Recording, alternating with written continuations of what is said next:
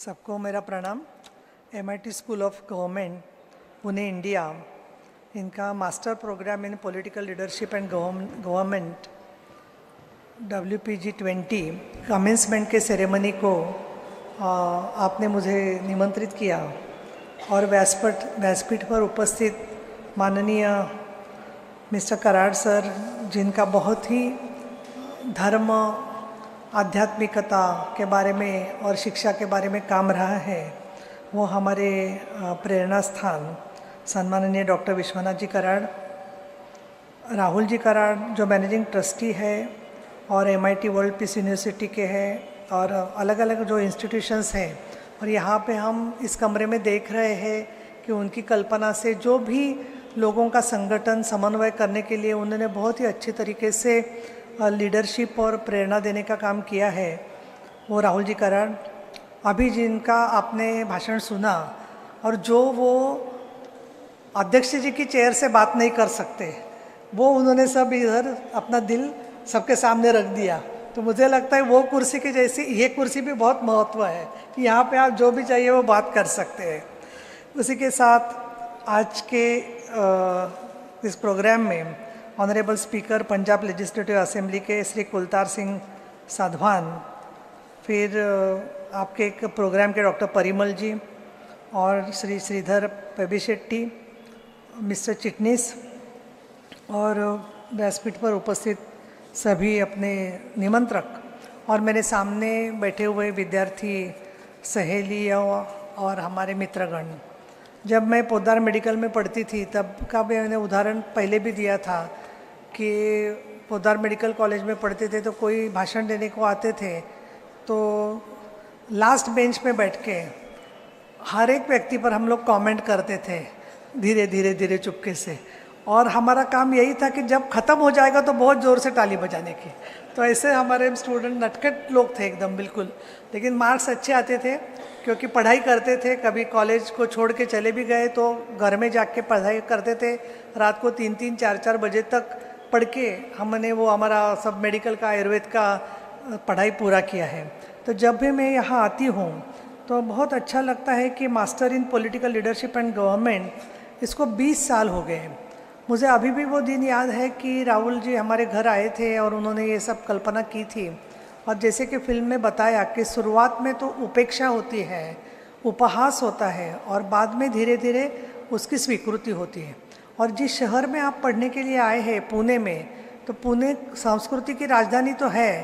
पुणे जितना आसान है उतना कठिन भी है, क्योंकि पुणे में शुरुआत में आपको लगेगा कि क्या शहर में हम आए हैं, क्योंकि यहाँ का हर व्यक्ति विद्वान है, हर व्यक्ति विद्वान है। मैं अच्छी भूमिका से कहती हूँ, और वो हर व्यक्ति विद्वान है और वो आपको भी विद्वान बनाना चाहता है। तो आप रास्ता भी पूछेंगे तो वो आपको विद्वान बना देगा कि आपको कैसे कोथरूड तक पहुँचना है। और ऐसे पुणे में मैं भी जब आई 1980s के बाद में मुंबई से उदगीर गई, उदगीर से यहाँ आई प्रैक्टिस करने के लिए। मेरे पिताजी माताजी यहाँ रहते थे, मैं पूरे डिटेल्स में तो नहीं जाऊँगी, लेकिन एक तो बात सामने आई धीरे धीरे कि पुणे में जो भी होता है उसको पहले तो कुछ समय जाता है इस्टेब्लिश होने में, लोगों का दिल जीतने में, लेकिन एक बार पुणे में जिसको यश मिलता है उसको महाराष्ट्र में नहीं पूरे हिंदुस्तान में और पूरी दुनिया में यश मिलता है। इसका एक उदाहरण MIT का है। और पुणे को कल्चरल राजधानी कहा जाता है, जहाँ पे छत्रपति शिवाजी महाराज और उनकी माताजी जीजाबाई भोसले ने रूल किया था। और उसी के साथ साथ पुणे के जो वीर है, ठीक है जीत के नहीं आए लेकिन पानीपत तक जाके वहाँ तक लड़ने के लिए, करनाल में भी आज सर छत्रपति शिवाजी महाराज जी का स्टैचू बनाने के लिए लोगों की मांग रही है। और इसीलिए पुणे में आप आए हैं, बहुत ही आपका भविष्य अच्छा है मैं ज़रूर कहूँगी, क्योंकि बहुत अच्छी फैकल्टी इस इंस्टीट्यूट में आती है। और जिस तरीके से नेशनल लेजिस्लेटिव हमारी कॉन्फ्रेंस का प्रोग्राम हुआ, उसमें पूरे हिंदुस्तान से तो लोग आए थे, लेकिन दुनिया भर से लोग आते हैं। अभी आप जो स्टूडेंट्स हैं जो 20 साल से इस इंस्टीट्यूट में काम कर रहे हैं, वहाँ पे आए हैं, तो पहले तो पॉलिटिक्स का मतलब क्या है, क्योंकि अभी समय 15 मिनट्स मेरे लिए दिए गए हैं, लेकिन मैं अभी 24 साल से विधायक हूँ, और पहले 10 साल में एकदम नई थी। तो हमारे लीडर्स बड़े बड़े बात करते थे तो हमेशा मुझे सिर्फ 5 मिनट या 7 मिनट बोलने के लिए मिलते थे। तो धीरे धीरे आदत हो गई कि कम समय में बोलने का। लेकिन गए 5 साल से जैसे मैं उपसभापति बन गई तो मेरे को रोकने वाला कोई नहीं है, तो मैं बोलती हूँ बेल, क्योंकि मैं ही बजाने वाली हूँ तो मैं चाहिए जितना बोल सकती हूँ।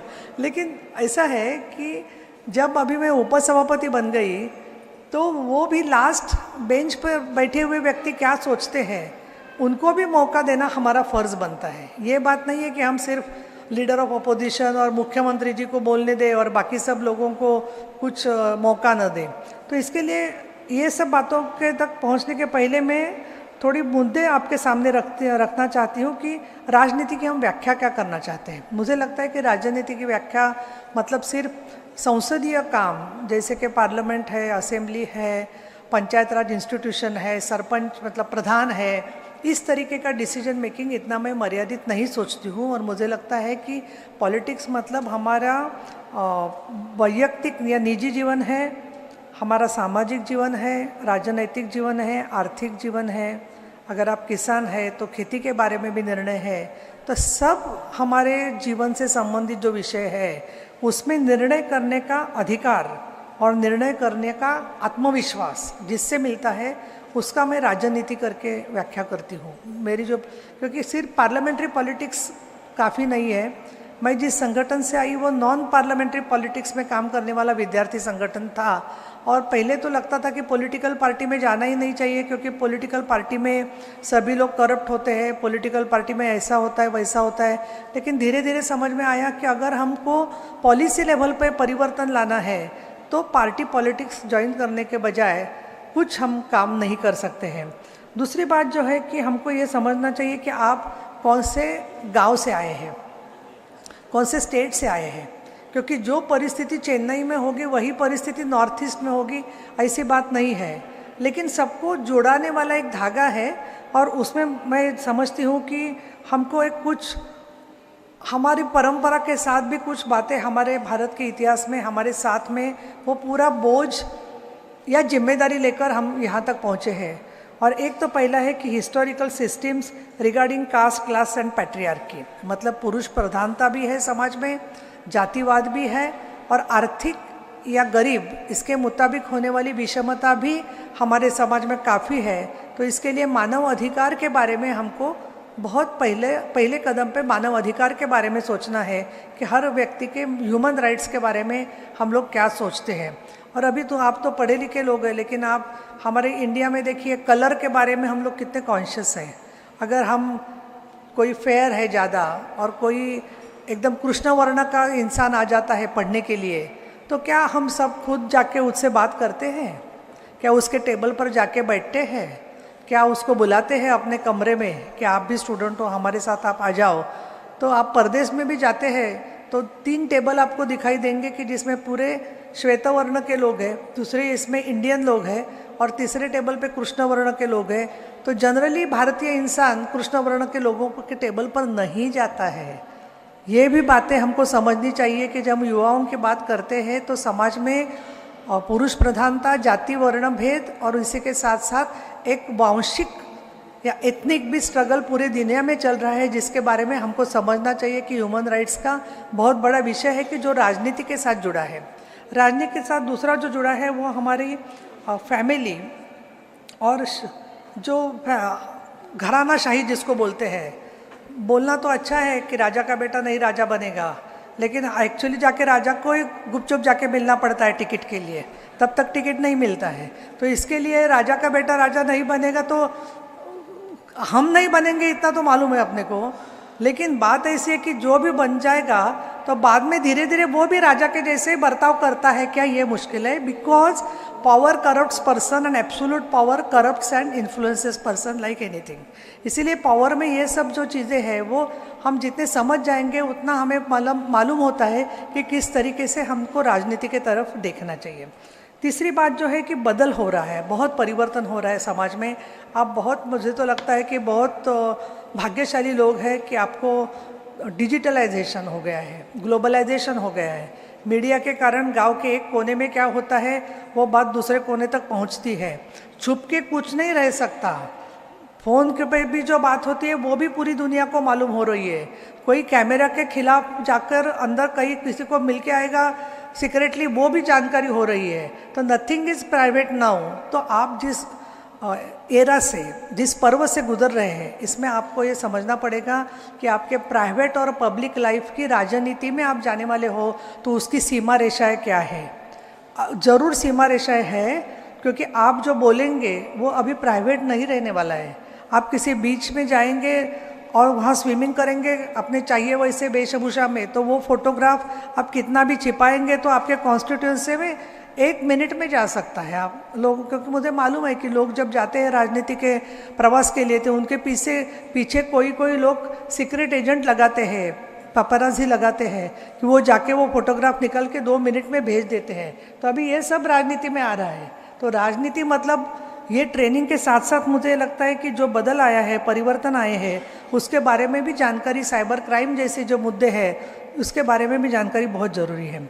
और एक बात है कि आप कौन से लेवल की राजनीति में जाना चाहते हैं। अगर आप खुद बनना चाहते हैं विधायक या एमपी, तो ये बहुत ज़रूरी है कि क्या आप पहले शुरुआत पंचायत राज से करेंगे, तो फिर आपको जिला परिषद है, या नहीं तो आपका घर में ऐसे भी हो सकता है कि शायद आप राजनीति करने वाले किसी लीडर के बेटा या बेटी हो। फिर उनके लिए बात अलग है, उनके लिए चुनौती अलग है कि बड़े भाई को कौन सी कॉन्स्टिट्यूंसी मिलेगी, छोटे भाई को किस कॉन्स्टिट्यूंसी मिलेगी। एक लड़की एक लड़का है घर में, तो क्या लड़की को भी विरासत मिलेगी कि नहीं मिलेगी, कि उसके हस्बैंड को विरासत मिलेगी। ये सब भारतीय राजनीति में आ रहा है। तो इसीलिए राजनीति में जब हम जाने का सोचते हैं तो कौन से स्तर में हम राजनीति में जाना चाहते हैं वो आपको निर्णय करना ज़रूरी है। उसके मुताबिक आपको धीरे धीरे आगे जाना पड़ेगा। 8 मुद्दे हैं जिसके कारण हमारा पूरा निजी जीवन इन्फ्लुएंस होता है और राजनीतिक जीवन भी इन्फ्लुएंस होता है। वो 8 मुद्दे जो है वो धर्म है, रिलीजन है। एक रिलीजन के कारण हमको अलग अलग तरीके से लोगों के सामने पेश आना पड़ता है। अभी आप देखेंगे सोशल मीडिया में तो कौन सा त्यौहार है तो उसके लिए कई लोग खुद का फ़ोटो और ये डाल के एक कॉन्वर्सेशन शुरू करते हैं कि मैं भी इसमें आपको बधाई देना चाहता हूँ, आप नए हो या पुराने हो। रिलीजन के साथ में जुड़े हुए तो कई मुद्दे हैं। मतलब 2 दिन पहले ही भागवत जी ने कहा कि क्या खाना है क्या नहीं खाना है, ये राजनीति का साथ संबंध नहीं है, ये धर्म नहीं है। इस तरीके से उन्होंने बयान दिया है। दूसरी बात, कभी कभी कहा जाता है कि धर्म राजनीति में ना आए तो अच्छा, लेकिन धीरे धीरे मैं देख रही हूँ कि भगवान के मंदिरों में भक्तों की संख्या बढ़ गई है, क्योंकि सभी पार्टी के लोग अभी जा रहे हैं मंदिरों में। मतलब कुछ साल पहले ऐसा था, कुछ लोग जाते थे तो उन पर क्रिटिसिज्म होता था। अभी सभी लोग यात्रा में जाते हैं, है कि नहीं?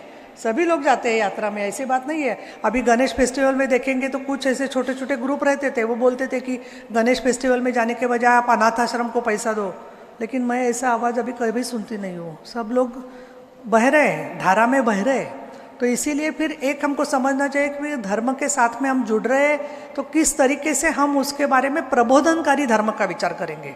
और मैं ये आपको ज़रूर कहूँगी क्योंकि मैं महाराष्ट्र से आती हूँ और इधर में हमारे करण सर जो है उनका बहुत महत्व है। आळंदी जैसी जगह में, पंढरपुर में, हर जगह पे उन्होंने धर्म के साथ लोगों को जोड़ने की कोशिश की है। वो विश्व शांति का काम करते हैं। इसीलिए ये बहुत ज़रूरी है कि राजनीति के साथ साथ हम धर्म की व्याख्या जब करते हैं तो भगवान की उपासना के साथ साथ जो संत ज्ञानेश्वर जी ने कहा है, दुरितांचे तिमिरो जावो विश्व स्वधर्म सूर्य पाहो, मतलब जो गरीब लोग हैं उनका अंधकार जो है वो जाना चाहिए। तो धर्म का हमको राजनीति और लोकशाही के साथ में जुड़े हुए जो मुद्दे हैं उसको समझना भी ज़रूर है, क्योंकि आप गलत जाके कुछ गलत बातें बोलेंगे तो उसका कुछ फ़ायदा होने वाला नहीं है। एक धर्म है, दूसरा सरकार है। सरकार बहुत बड़ा एक साधन है, बहुत बड़ी सत्ता है।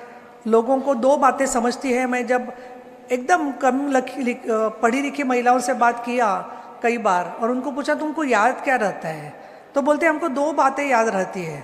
हमको एक कहानी करके बोलता है कोई तो याद आता है, समझता है, और दूसरा हमको नाम योजना देते हैं तो समझता है।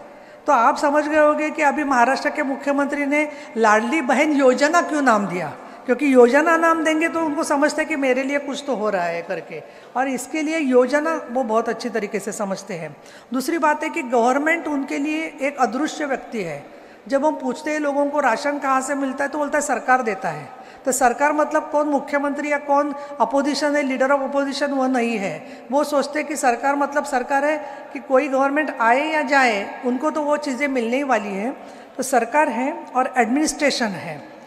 एडमिनिस्ट्रेशन मतलब प्रशासन जो है।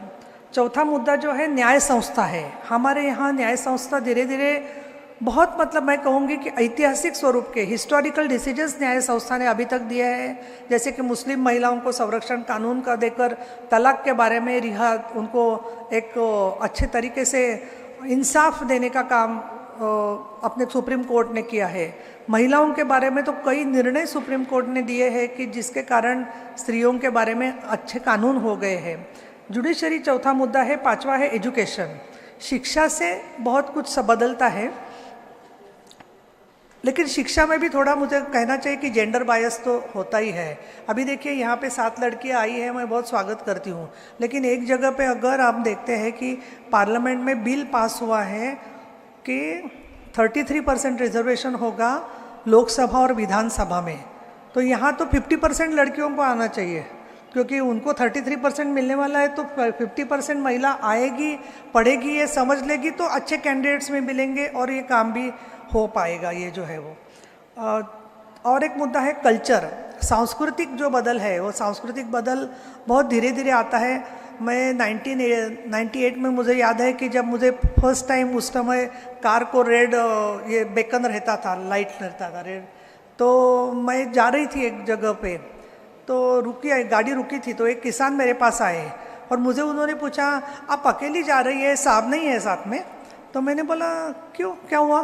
तो बोले औरत के लिए भी होता है क्या लाल दीवा जो होता है? उनको लग रहा था कि ऐसे गाड़ी में सिर्फ जेंट्स ही जाते हैं, उन्होंने कभी किसी औरत को देखा ही नहीं था कि वो रेड कार में जा रही है करके। तो मतलब यहाँ से शुरू जो होता है, तो अपने जो छोटे छोटे गेम्स में भी जो बोलते हैं कि एक जगह पे एक्सीडेंट हो गया और वो डॉक्टर वहाँ पे पहुँच गया, और डॉक्टर वहाँ पे पहुँच गया तो वो जो डॉक्टर था उसकी वो रिलेटिव व्यक्ति थी, तो वो डॉक्टर आता है तो डॉक्टर आता है, डॉक्टर आती है नहीं सोचते हैं, विधायक आती है नहीं सोचते हैं। जब कोविड के टाइम्स में मेड सर्वेंट वगैरह चले गए तो मैं भी चपातियाँ बनानी थी, रोटी। तो किसी का फ़ोन आया था एमएलए का, तो बोलते क्या कर रहे थे आइए, तो मैंने बोला मैं चपाती बना रहे। अरे फर्स्ट टाइम हम सुन रहे हैं कि उपसभापति भी चपाती बना रहे, क्योंकि अभी तक कोई पुरुष बना ही नहीं उपसभापति, तो वो चपाती क्यों बनाएगा? तो ये भी जेंडर बायस है कि हर बार में महिला बोलेंगे। तो अब मैं थाना में जाती हूँ तो मुझे इतनी हंसी आती है कि थाने में जाती हूँ तो मंगळागौर, तर मंगळागौरीला कधी गेलेच नाही उपसभापती सभापती, कारण महिलाच नव्हती कधी। तो अभी मैं क्योंकि महिला हूँ इसके लिए हर जगह मैं जा सकती हूँ, पहुँच सकती हूँ, दूसरे भी प्रोग्राम में आती हूँ वहाँ पे भी जाती हूँ। तो कल्चरल बायस बहुत है, और हमारे जो भाई है पुरुष वर्ग है बहुत कल्चरल बायस है। मैं क्या बताऊँ आपको, छोटे छोटे मैनर्स भी बहुत ज़रूरी रहते हैं। मैं देखती थी अलग अलग एयरपोर्ट्स पर कि कोई औरत ट्रॉली, बच्चा, एक बैग लेके जा रही है और जनाब जो है अकेले टैप टैप टैप करके लेफ्ट राइट करके जा रहा है, तो मैं समझ लेती हूँ कि इंडियन कपल होगा ज़रूर, और वैसे ही रहता है। कभी थोड़े बहुत हो गए राहुल के जैसे लोग कि जो दोनों मिलके सामान उठाते हैं, लेकिन ये क्या है? हम दुनिया की राजनीति करने जा रहे हैं, लेकिन छोटी छोटी बातों में हमको सीधे मैनर्स भी नहीं है, तो हम किस तरीके से राजनीति करने वाले हैं? ये कल्चर के साथ में फैमिली और मीडिया, ये भी दोनों प्रभावशाली मुद्दे हैं कि जिससे बहुत परिणाम होता है। दूसरी बात है कि मैं निगोशिएशन स्किल्स के बारे में आऊँगी, क्योंकि आपको राजनीति में जाना है तो आपको क्या सीखना ज़रूरी है वो मुझे कहना बहुत ज़रूरी है। और आखिर में मैं राहुल जी का जो प्रस्ताव है उसके बारे में बात करूँगी। एक तो किताबों के साथ जो आपको ज्ञान मिलता है, उसी के साथ साथ जो आसपास आपके इंसान हैं उनसे भी ज्ञान लेना बहुत ज़रूरी है। जितनी जानकारी आपको किताबों से मिलेगी उससे भी अलग जानकारी आपको लोगों से मिलेगी। इसके लिए लोगों का सुन लीजिए। अगर कोई लोग मिलते हैं आंदोलन करने वाले या निवेदन देने वाले, तो वो आप समझ लीजिए। आपके एरिया में आप जाएंगे छुट्टी में तब भी समझ लीजिए कि राजनीति क्या चल रही है। दूसरी बात है कि निगोशिएशंस की स्किल, आपको कम समय में अगर कुछ पाना है तो आप कम शब्दों में बोलना सीखना ज़रूरी है, क्योंकि इम्पोर्टेंट अपॉइंटमेंट जो मिलती है वो 5 मिनट या 10 मिनट की मिलती है, तो उसमें आप खुद का काम बोलते रहोगे तो 90 मिनट में तो आपको बाहर जाना पड़ेगा। फिर आपको क्या चाहिए उस व्यक्ति से, आपको अगर टिकट चाहिए तो मैं बोल रही हूँ, तो आप जितना कम बोलोगे उतना टिकट मिल जाएगा। ऐसा मुझे कभी कभी शिवसेना के अनुभव से तो लगता है कि बाहर जितना काम कीजिए, लेकिन मुझे 4 बार टिकट मिला। तो ऐसे हुआ कि फर्स्ट टाइम तो उन्होंने मुझे बुला के बोला, बाला साहब जी ठाकरे ने, कि हम आपको टिकट दे रहे हैं। तो मैंने पूछा, सर मेरे पिताजी शुगर फैक्ट्री के ओनर नहीं है, वो किसी कोऑपरेटिव बैंक के ओनर नहीं है, फिर भी आप मुझे कैसे टिकट दे रहे हैं? तो उन्होंने मुझे बोला कि तुम्हारा जो प्रभाव है महिलाओं पर, इसके लिए हम तुमको टिकट दे रहे हैं। आपको राजनैतिक कोई हेरिडिटरी गॉडफादर नहीं भी हो, फिर भी हम शिवसेना से तुमको टिकट दे रहे हैं। दूसरी बार बोला कि आपको ठीक है, काम करो, अच्छा काम कर रहे हैं आप, काम कर लीजिए। थर्ड टाइम तो ऐसे हुआ कि उन्होंने मुझे बोला कि आपका अर्जी नहीं आया, एप्लीकेशन ही नहीं मिला, तो हम टिकट कैसे देंगे? तो मुझे लगा कि अभी मैं क्या करूं, मैं 2 बार मेल भेज सकती हूँ, 1 बार लेटर भी दिया है। तो फिर हंसने लगे, नहीं आपका नाम ऑलरेडी है इसमें, आपको टिकट मिल गया। और मैं सच्ची कहती हूँ कि 1 रुपया भी नहीं देना पड़ा पार्टी को, मुझे मेरे काम के ऊपर उन्होंने दिया। और जोशी जी,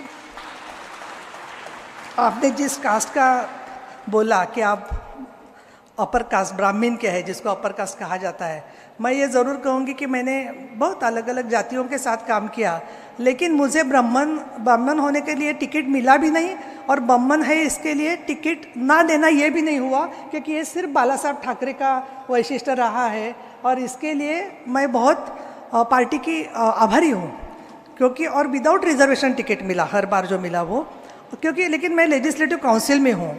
सभा का सब अलग अलग होता है, क्योंकि सभा में अलग तरीके से आपको लड़ना पड़ता है, और इसके लिए आप वो जिसने काम नहीं किया वो फिर भी मतलब वो जीत गए और आप हार गए। सीपीजी में बहुत आपको आपके दुख में शामिल हो, लेकिन मुझे लगता है नेक्स्ट इलेक्शन फिर होगा ना, तो आप फिर चुन के आएंगे। ऐसी बात नहीं है, दुनिया हमेशा ऐसा नहीं, कोई पार्टी का सवाल ही नहीं है। लोगों को धीरे धीरे मालूम हो जाता है, और कई बार लोग लास्ट मिनट पे निर्णय कर लेते हैं। इस तरीके से होता है पार्टी के सिवा भी। और मुझे लगता है नेगोशिएशंस के साथ में you have to be very brief, you have to listen. आपको सुन लेने की आदत कर लेनी चाहिए। हम कई बार रुकते हैं इसी बात के लिए कि दूसरा व्यक्ति कब बोलना रोके और मैं शुरू करूं, ये बराबर नहीं है। You have to be very patient, you have to listen what somebody else is talking.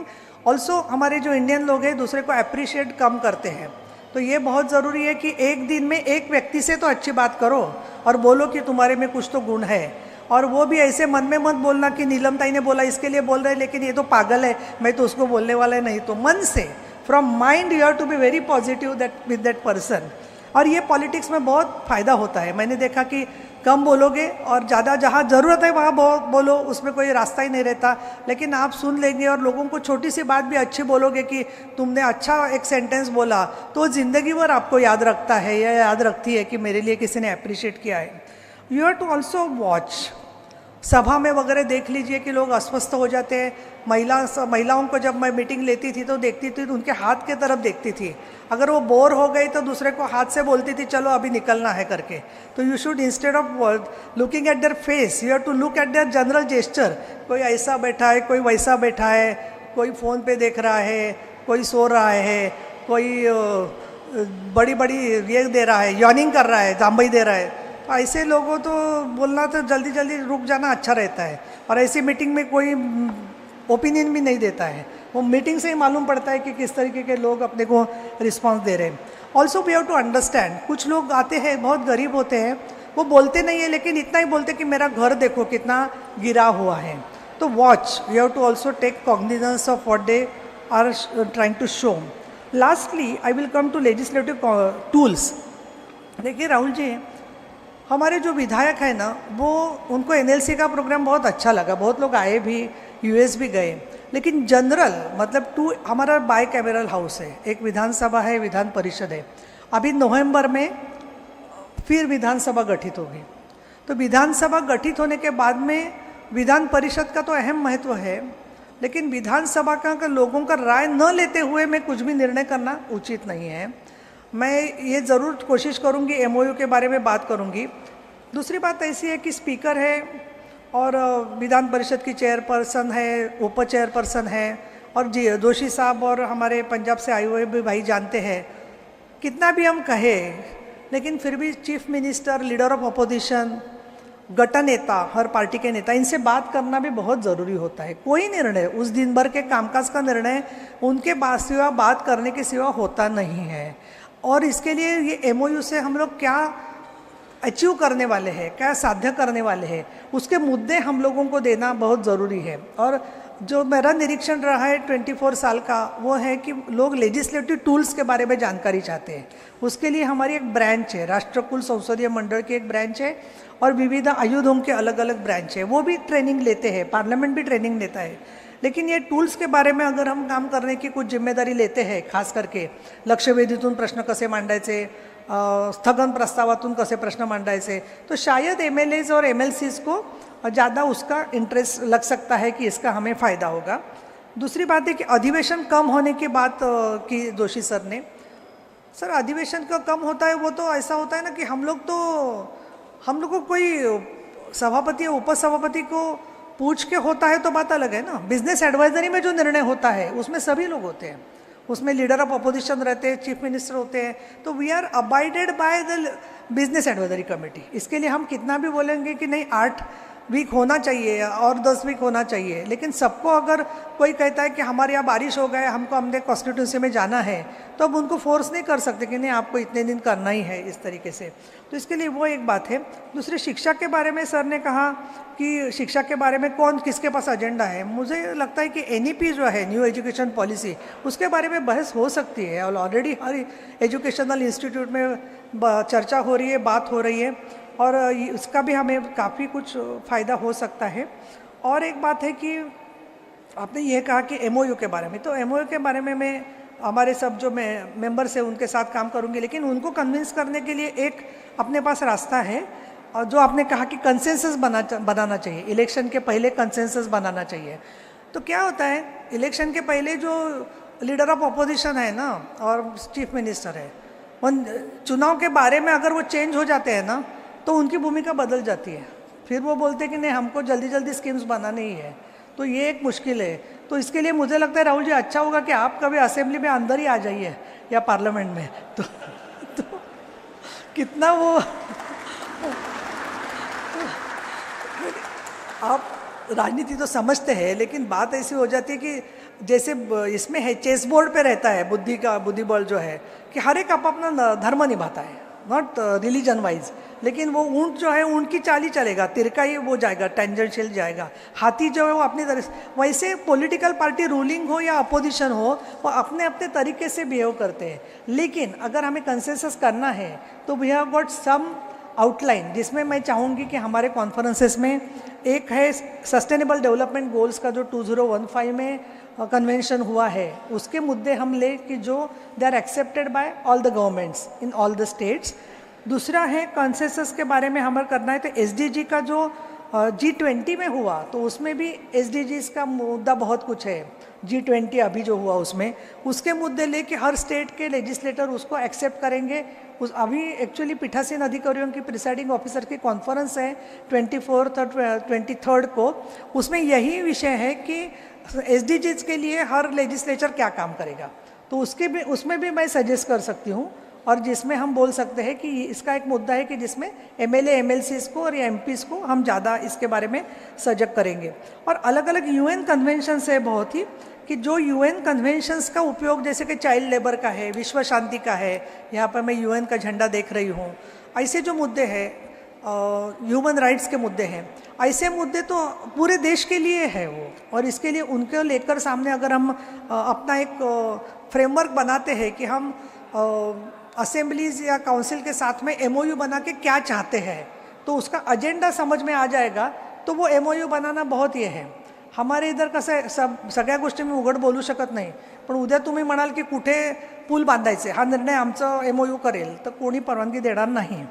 त्याच्यामुळे आपल्याला काय आहे की यातले बारीक बारीक जे मुद्दे आहेत त्याची आपण चर्चा करू, पण we can definitely give a ideological framework regarding all this. And as a Upasabhapati in Maharashtra, I have seen that most of the MLCs and also MLAs, they are very positive for getting training. They are very hopeful, but they also like to have their good performance in the house. और आपको जहाँ तक काम करना है जाना है अगर असेंबली में या पार्लियामेंट तक, तो आपके लिए बहुत ज़रूरी है कि आप अपने जो लीडर्स हैं उनके साथ में काम जो पार्टी दे रहा है तो वो पक्ष जो काम देता है वो ईमानदारी से करना बहुत ज़रूरी है। दूसरी बात है कि सोशल मीडिया में आप एक्टिव रहो, लेकिन इतना एक्टिव मत रहो कि काम ही छोड़ दो और सोशल मीडिया ही देखते रहो, ये दूसरा ज़रूरी है। तीसरी बात है कि जो एटमॉस्फेयर जो एकदम इनटॉलरेंट हो गया है, इसका एक कारण ट्रोलर्स की आर्मी भी है, उसके कारण भी बहुत इनटॉलरेंस हो गया है। तो आप खुद कभी ट्रोलर्स आर्मी में मत जाइए, आप खुद को जो भी जाना है वो आप कर सकते हो, लेकिन इसके बारे में थोड़ा आप सोच लीजिए। और मुझे आपने बुलाया, इतना सुन लिया, और थोड़ा समय भी ज़्यादा लगा क्योंकि बहुत कुछ मुद्दे आए हैं, लेकिन आपके साथ में MIT के साथ में MOU होने के लिए एक उपसभापति होने की हैसियत से ज़्यादा कोशिश मैं ज़रूर करूँगी, ये मैं यहाँ पे व्यक्त करती हूँ। धन्यवाद। MRF